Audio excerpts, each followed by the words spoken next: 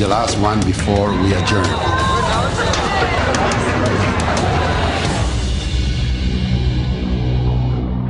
Les gens veulent que nous travaillions ensemble.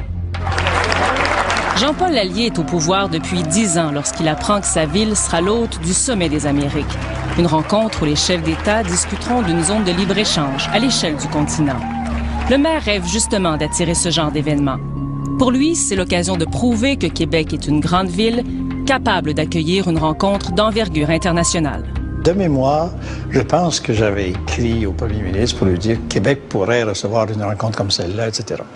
Ce que j'avais en tête à ce moment-là, c'est une rencontre qui est plutôt pacifique, où les gens vont discuter sérieusement avec la sécurité dont ils ont besoin, mais en même temps où les gens pourraient en profiter pour voir Québec sur les écrans. Donc, comme maire, ce que tu cherches, c'est de la visibilité pour ta ville, puis une belle visibilité. L'enthousiasme est généralisé à Québec. Les commerçants voient déjà les retombées du Sommet des Amériques comme une manne en plein mois d'avril. La montée d'une opposition radicale à la mondialisation viendra toutefois changer les plans. Let's open the process. Le vent tourne à Seattle, 1 an et demi avant le Sommet de Québec. Des opposants à la mondialisation perturbent une importante réunion de l'Organisation mondiale du commerce. 50 000 altermondialistes se joignent au mouvement de protestation. Les manifestations se transforment en émeutes, le centre-ville est saccagé et les dégâts s'élèvent à 3 millions de dollars. Des militants vêtus de noir et armés de barres de fer affrontent la police et s'en prennent au symbole du capitalisme. Les anarchistes du Black Bloc apparaissent alors à la face du monde. Les organisations policières vont faire tout un travail pour essayer de présenter le Black Bloc comme une espèce d'organisation terroriste internationale, ce qu'elle n'est tout simplement pas. Le Black Bloc, c'est une tactique, c'est une stratégie militante qu'on utilise dans une manifestation. Maxime Fortin a suivi de près l'action du Black Bloc dans les manifestations. Il a même écrit sa thèse de maîtrise en sciences politiques sur la contestation radicale. Lui-même un militant actif en 1999, il voit le Sommet des Amériques comme une tribune idéale pour dénoncer les injustices du capitalisme. C'est une façon de dire qu'il y en a ras-le-bol. Il y en a ras-le-bol de ces décennies-là de coupures, de compression qui profitent toujours aux mêmes, qui profitent toujours aux élites possédantes. Nous, tout spontanément, ce qu'on s'est dit, c'est ça y est, le prochain Seattle va être à Québec. 1 an avant le sommet, la gauche québécoise se mobilise. Les plus radicaux envisagent d'avoir recours à la force pour passer leur message. Ces informations circulent librement sur Internet. Des groupes de manifestants sont alors infiltrés par des agents spéciaux. La police apprend qu'ils tenteront de perturber la rencontre. Le Black Bloc sera de la partie. Le renseignement dont nous disposons nous indique très clairement qu'il y a une menace très directe sur Québec. Cette menace, les Américains la prennent très au sérieux. Il ne faut pas que les événements de Seattle se répètent à Québec. Surtout que le nouveau président George W. Bush assiste à sa première rencontre internationale. Au début, j'étais pas conscient du poids de la sécurité dans la ville, et ce poids était essentiellement dû à la présence notamment du président des États-Unis. Puis en même temps, je m'étais pas documenté sur ce qui s'était passé avant ailleurs. J'aurais peut-être dû le faire, mais disons que les autorités policières se sont chargées de nous mettre à niveau. Et la meilleure façon d'assurer la sécurité, c'est de se bien préparer. C'est quand la police est mal préparée, qu'elle est prise par surprise, qu'arrivent les bavures policières. Je voyais tout un défi. Serge Ménard est ministre de la Sécurité publique du Québec à l'époque. Il exige une police exemplaire, une police formée pour respecter le droit de manifester. Il ne veut voir aucun geste de brutalité de la part de ces hommes. Le bâton ne sert qu'à 2 choses. Contenir, pousser. On ne voulait pas voir un bâton plus haut que la hauteur des épaules. Et tous les policiers savaient très bien qu'ils étaient surveillés parce qu'il y avait au-delà de, je pense, de 300 caméras. Et ils avaient tous leur numéro sur leur chapeau. 6 500 policiers de la SQ, de la GRC et des sûretés municipales vont collaborer étroitement pour assurer la sécurité des chefs d'État. Je croyais que nous aurions affaire au Black Bloc, qui était un groupe organisé qui cherchait à ce que les manifestations tournent mal. Et plus il y avait de blessés, plus il y avait de policiers qu'on voyait à taper sur les manifestants, mieux c'était pour eux. La police ne lésine devant rien pour assurer le bon déroulement de la rencontre. Un périmètre de sécurité va protéger les lieux du sommet. Le quartier historique sera vu à travers le monde, ceinturé d'une clôture de fer. Ce qui est un choc, là, c'est de voir que ta ville est obligée de s'habiller comme ça pour recevoir la visite. Ça, c'est un choc.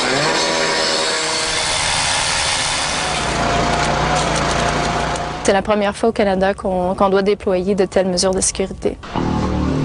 Le périmètre de sécurité de 4 km de long va encercler le centre des congrès et les grands hôtels où logent les dignitaires. Une vingtaine de rues du Vieux-Québec sont interdites à la circulation, à moins de détenir un laissez-passer. L'objectif, protéger les dignitaires et la population. Pour les manifestants, la clôture devient plutôt un symbole, le mur de la honte. Pour en venir à ces fameux accords de libre-échange-là, qu'est-ce qu'il faut faire? Ben, il faut contraindre les gens dans leur mouvement.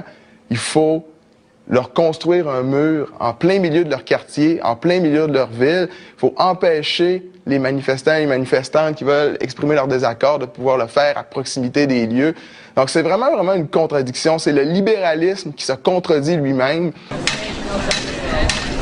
Comme bien d'autres manifestants, Maxime Fortin se lance le défi de faire tomber le mur. Il y avait aussi beaucoup de gens qui avaient l'impression que jamais il allait tomber.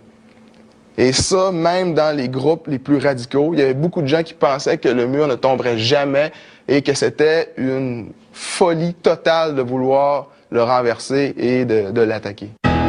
Serge Ménard prévoit des centaines d'arrestations. Nous allons vider la prison d'Orsainville de façon à ce que nous ne soyons pas pris par surprise. Il faut transférer plus de 500 prisonniers. L'ancien criminaliste veut que tout se déroule dans les règles. Je voulais que les gens soient détenus en vertu de nos principes, que quelqu'un qui n'est pas trouvé coupable doit être détenu comme quelqu'un qui est présumé innocent. Et donc, il fallait avoir de la place.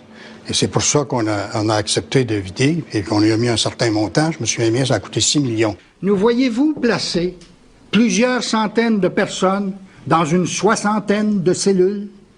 C'est ce qu'il y a dans la grande région de Québec. Et je pense que c'était une stratégie aussi. C'était de faire tellement peur aux gens que ça allait avoir comme conséquence que les gens allaient rester chez eux.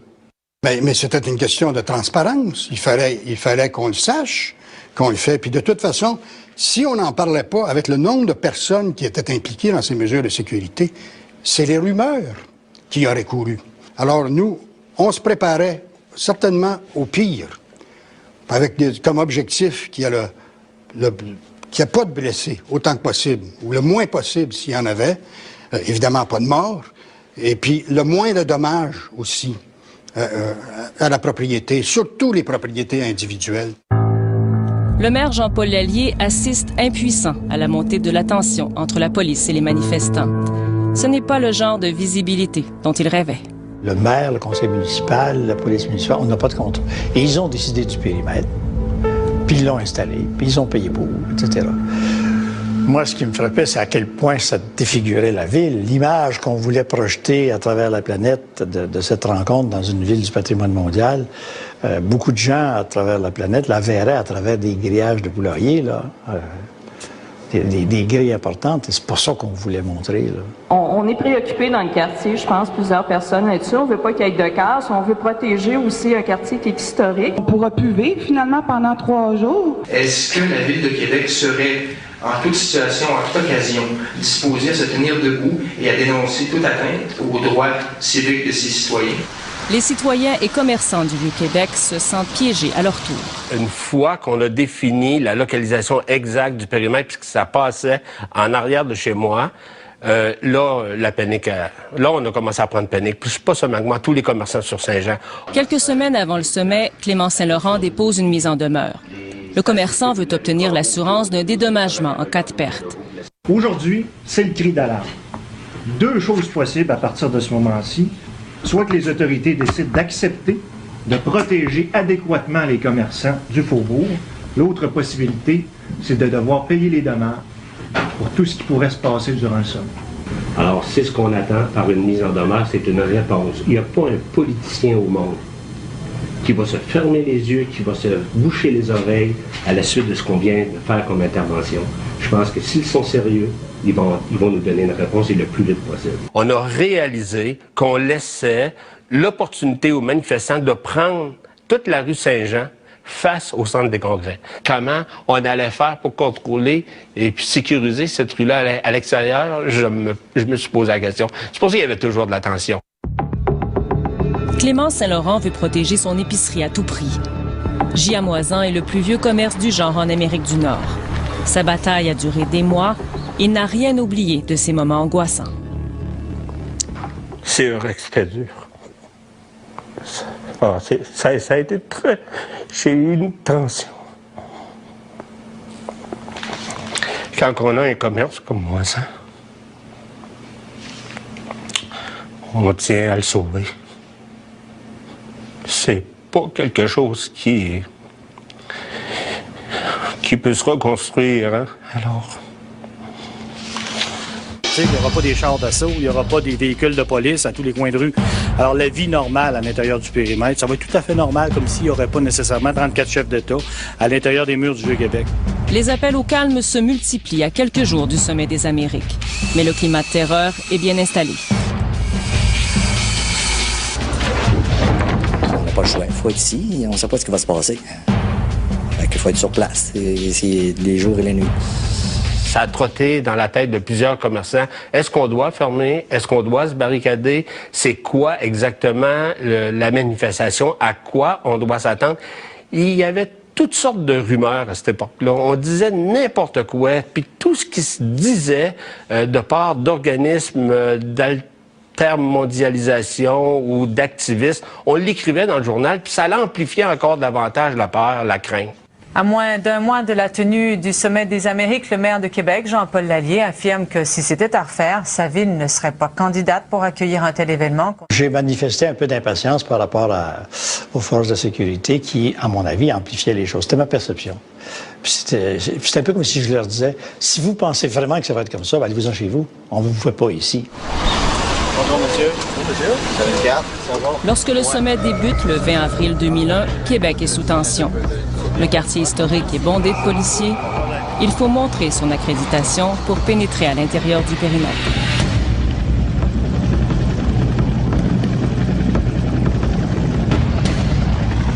George W. Bush arrive sous haute surveillance. Bienvenue, Monsieur le Président. Le président américain est entouré d'un imposant dispositif de sécurité.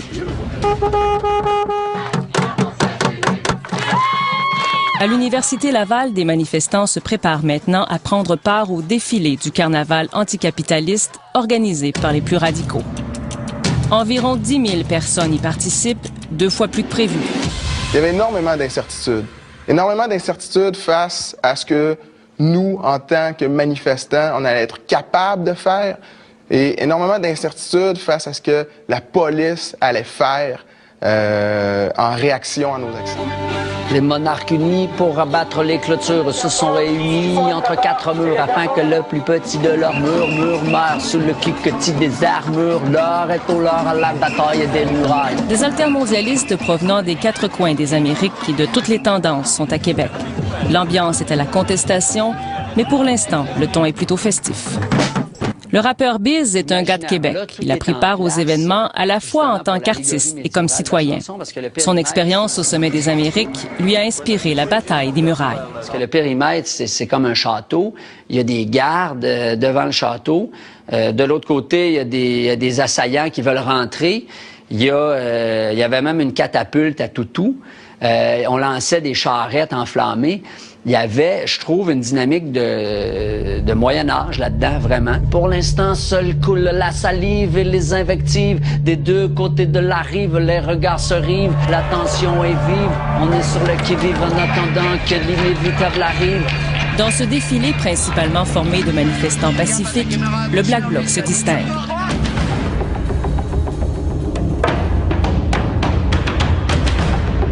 À quelques centaines de mètres de la clôture, des vitrines sont fracassées. Il faut se protéger des gaz lacrymogènes. Les médias sont pris à partie.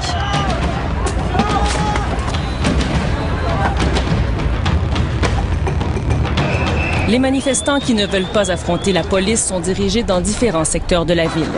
Les autres, environ 2000, se dirigent vers le périmètre de sécurité devant le Grand Théâtre. Le Black Bloc et quelques centaines de partisans de l'Action directe s'attaquent au mur. C'était pratiquement un groupe paramilitaire dans leur organisation parce qu'ils fendaient la manifestation, c'est ça, au défilé. En fait, ils défilaient, puis eux autres, ils savaient où ils s'en allaient, ce qui allait se passer. Parce que je vais vous dire franchement, jusqu'à temps qu'ils arrivent à la clôture, le Black Bloc, j'espérais encore qu'il arrive à rien. Selon les calculs, on peut percer leur rempart de part en haut du château. On lance des carreaux. Certains sont chaos sur le carreau. C'est le chaos, camarades. Camarades.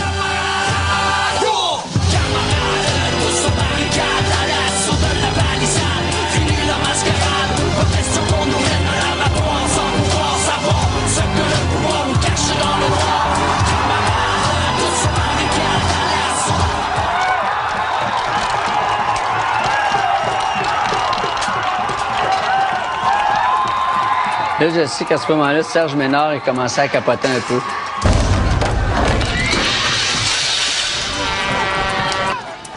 Mais il y a toujours un petit frisson qui revient, même pour la millième fois.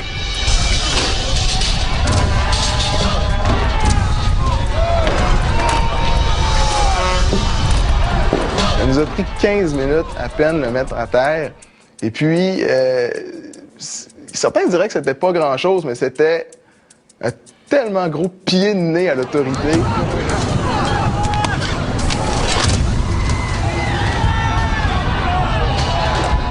L'attaque était tellement sauvage qu'on était dans des bureaux gouvernementaux, nécessairement au-dessus de la place, au 5e étage. Donc, beaucoup du personnel était venu regarder dans les fenêtres. Et puis là, il y a plusieurs personnes qui ne pouvaient pas supporter cette violence-là. Il faut dire aussi qu'ils lançaient des cocktails Molotov. Puis il y a des cocktails Molotov qui tombaient dans le peloton de policiers. Encore là, ils bronchaient pas.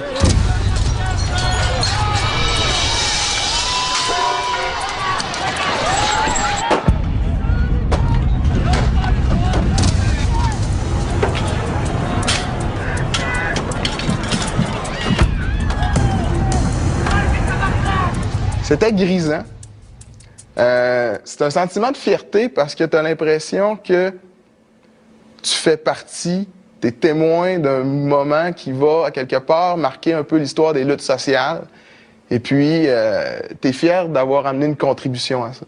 J'avais l'impression qu'on avait gagné notre pari. Oui, on avait assuré la sécurité. Et puis, on n'avait pas fait de blessés. On avait fait des arrestations. Il y avait eu très peu de dommages. Rien ne se passe comme Jean-Paul Lallier l'avait souhaité. Les affrontements entre manifestants et forces de l'ordre retiennent toute l'attention. Ça s'appelle la télé en direct, mesdames, messieurs. Ça se passe sur RDI en ce moment. Les médias, pour faire de belles images qui se vendent à travers la planète, vont préférer des images comme celle-là que des images de manifestations plus pacifiques et qui correspondent plus à la réalité. Donc, les médias créent la perception. Le sommet des Amériques vient pourtant à peine de débuter. Québec s'apprête à vivre une fin de semaine mémorable.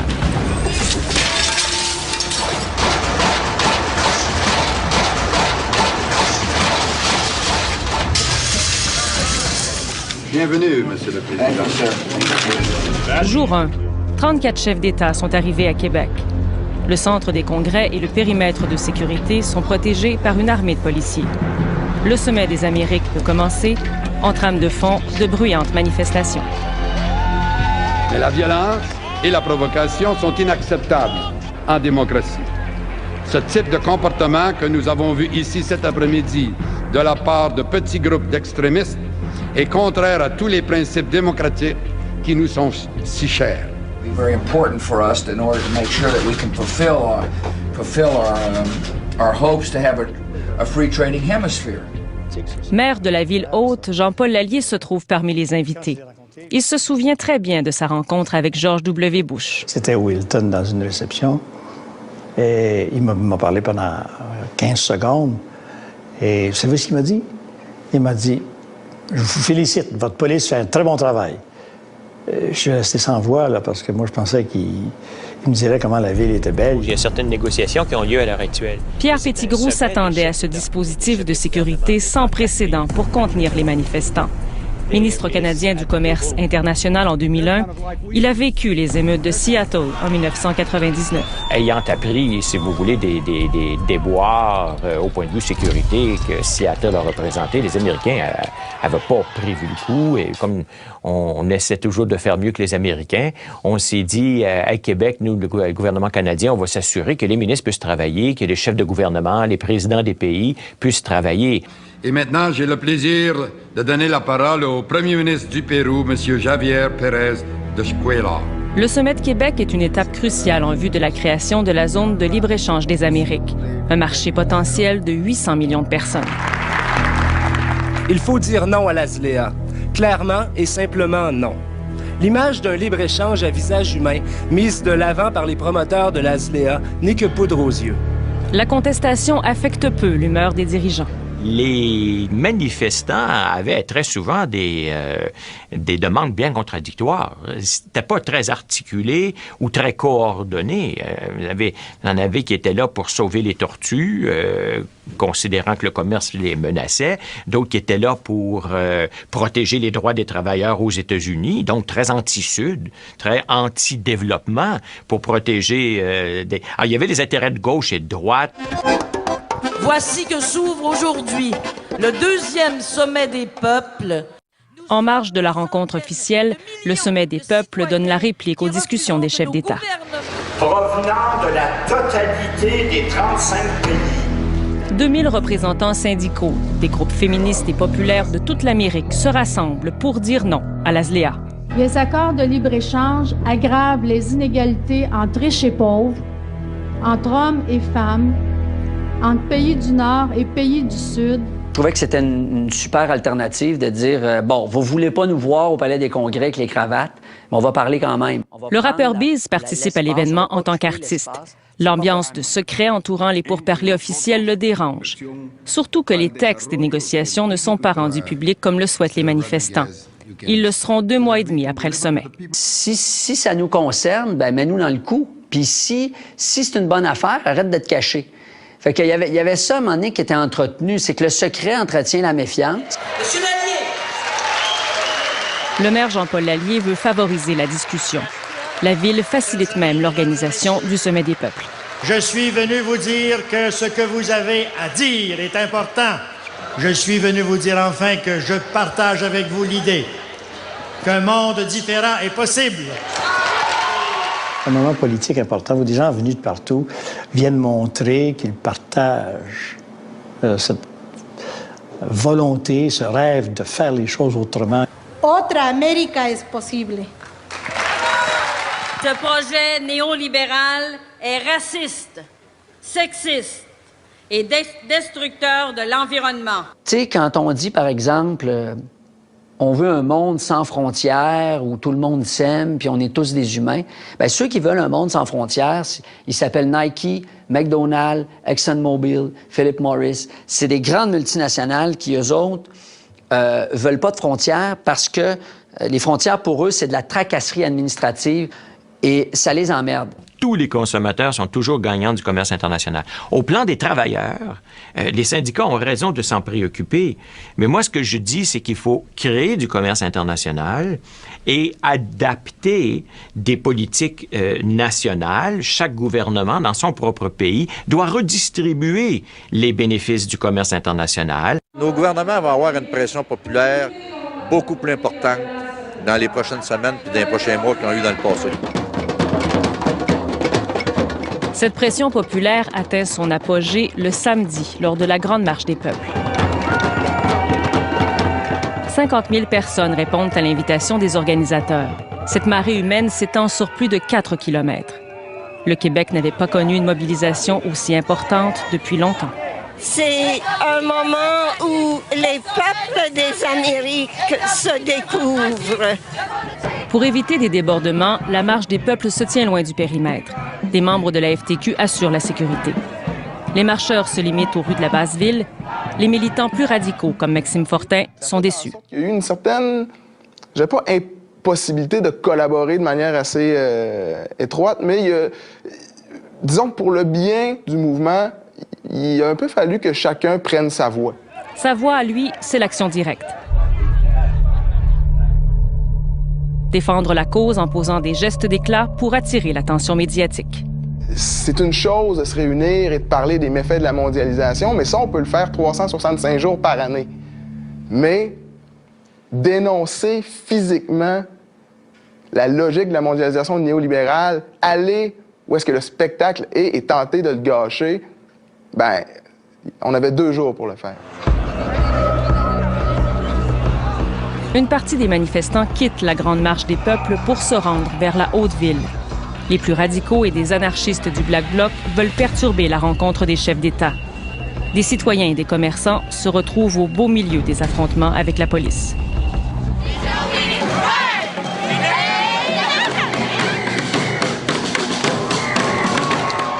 Près du centre des congrès, Clément Saint-Laurent a décidé de garder son épicerie Giamoisan ouverte malgré ses craintes.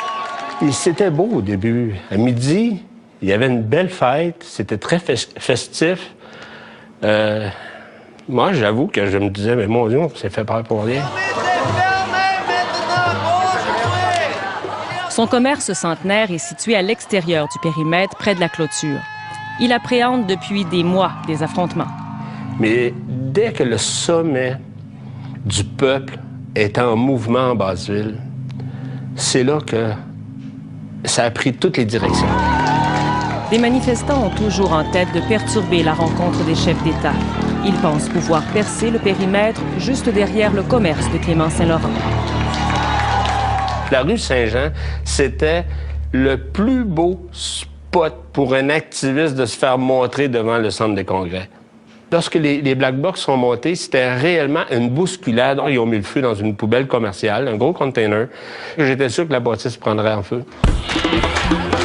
Appelé en renfort, un peloton policier repousse les manifestants sur la rue Saint-Jean avec force.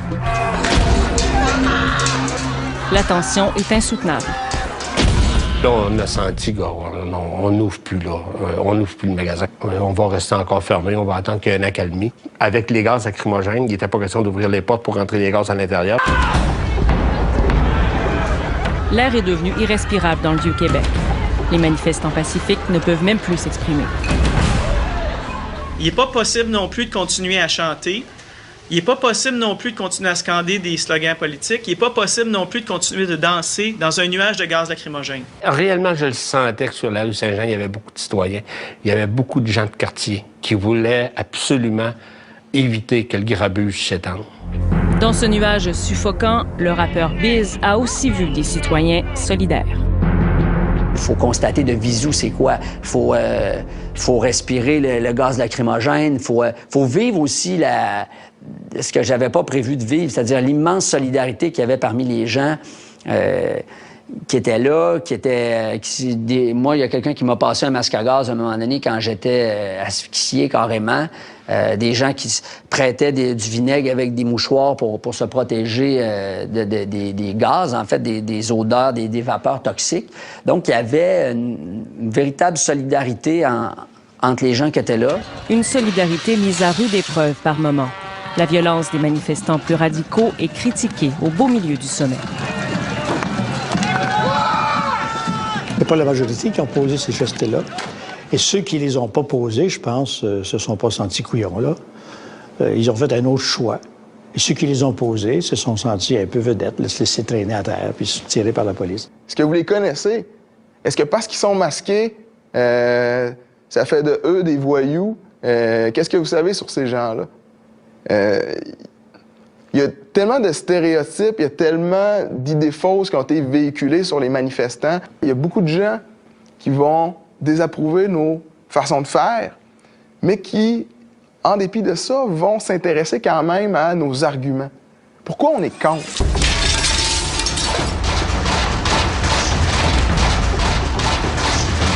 Dans la nuit, la Basse-Ville devient le point chaud.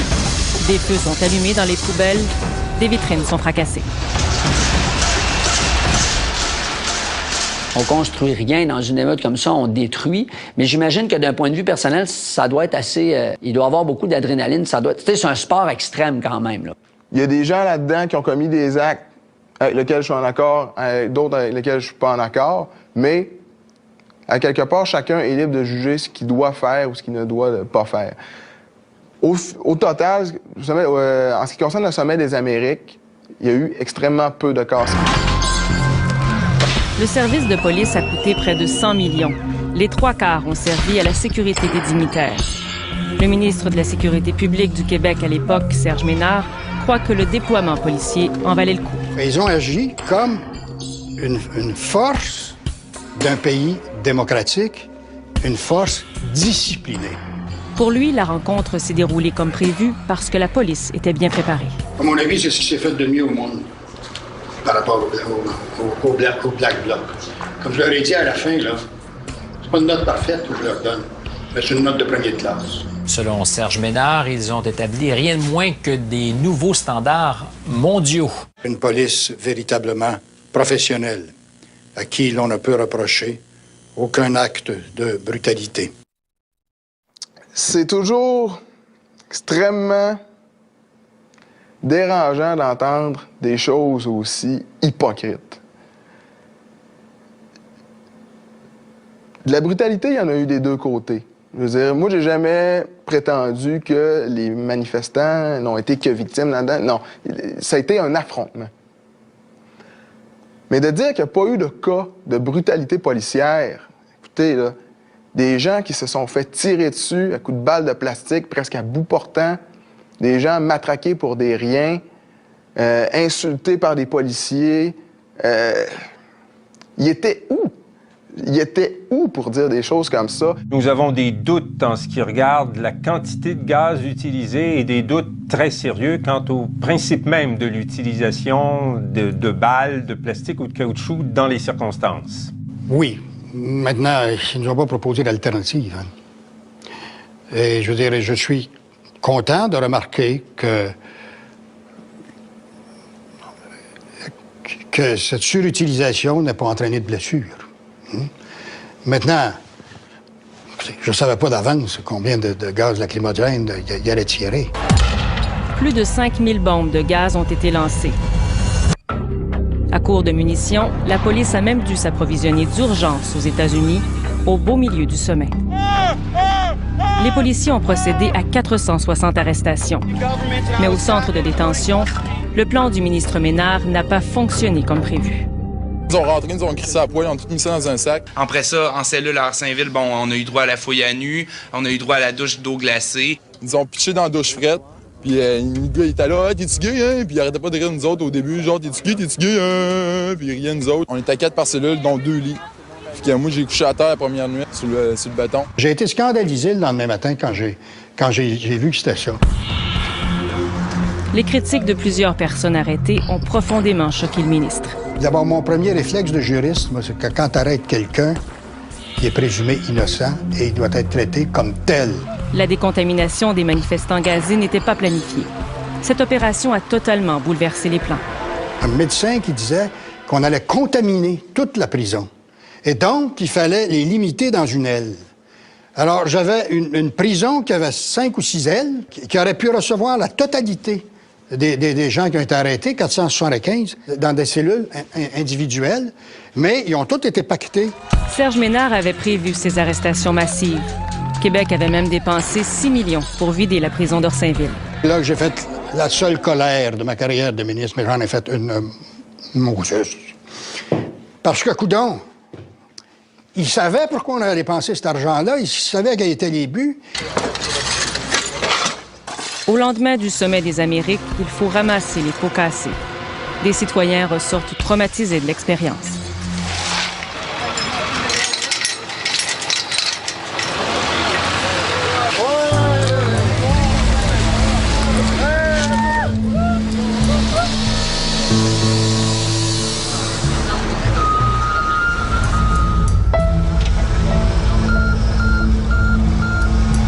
Il faut prendre la responsabilité de ces décisions-là, de tenir un sommet en plein quartier résidentiel. Bilan totalement pourri. On a 82 % de moins de ventes que prévu. 700 citoyens et commerçants à l'intérieur du périmètre ont été indemnisés sans trop de difficultés. Le fédéral a versé près de 3 millions. Les autres ont dû se battre pour prouver les pertes encourues. Les belles retombées économiques ne se sont jamais concrétisées pour Clément Saint-Laurent. J'ai jamais été dédommagé. J'ai dû payer un avocat pour refaire une demande officielle et une mise en demeure. Et puis, encore là, j'ai réalisé que dès que la réponse est revenue d'une façon négative, ça me coûtait plus cher d'avocat que ma réclamation comme telle. L'expérience du Sommet des Amériques n'a pas seulement ébranlé les citoyens du Vieux-Québec. Le mouvement altermondialiste a vécu des déchirements. C'est le regret de Maxime Fortin. Au sein même de la gauche, il y a eu une dénonciation souvent assez virulente de l'assaut contre la clôture ou de la résistance active autour du périmètre. Si le Sommet des Amériques, ça avait juste été une grosse marche de 40, 50, 60 000 personnes qui partent d'un stationnement et qui se rendent vers un autre stationnement, je pense pas que ça aurait autant marqué l'histoire des luttes sociales comme ça l'a marqué. Le lobby le plus puissant en politique, ça reste le peuple. Si lui décide qu'il y a quelque chose qui passe pas, si lui décide de sensibiliser des politiciens, ben ça va se faire. Et donc, moi, c'était ma grande leçon citoyenne. Un moment... bon, je dirais carrément mon baptême de citoyen. Même si le projet de l'ASLEA avorte en 2005 en Argentine, Pierre Petitgrou est satisfait des discussions des chefs d'État au Sommet de Québec. Oui, je pense que ça a été très positif. Certainement pour la charte des droits, progrès de la démocratie, les exigences plus élevées du côté de la justice sociale dans les Amériques. Je pense que c'était un moment de très bonne réflexion. J'avais été content des progrès au niveau de la ZLEA à l'intérieur des délibérations. Ça avait été d'appui très fort que nous avions eu de la part des présidents, des premiers ministres de nos pays. Les ministres du Commerce étaient sortis assez renforcés par le Sommet de Québec. Pour Jean-Paul Lallier, le Sommet de Québec a marqué l'éveil des Québécois aux enjeux de la mondialisation. Mais la contestation a ses limites. Si c'était à recommencer, sachant ce que j'ai vu, ce que j'ai analysé par la suite, je suis convaincu que je ne poserai pas la candidature de Québec pour un événement de cette nature-là. J'avais pas dormi de la nuit. Et puis, je me suis mis à nettoyer le trottoir en face du magasin.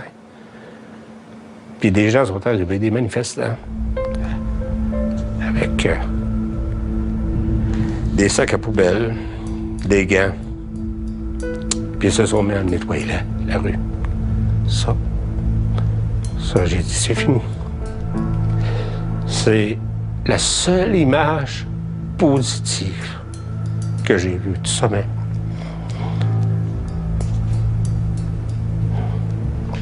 C'est les jeunes qui me l'ont montré.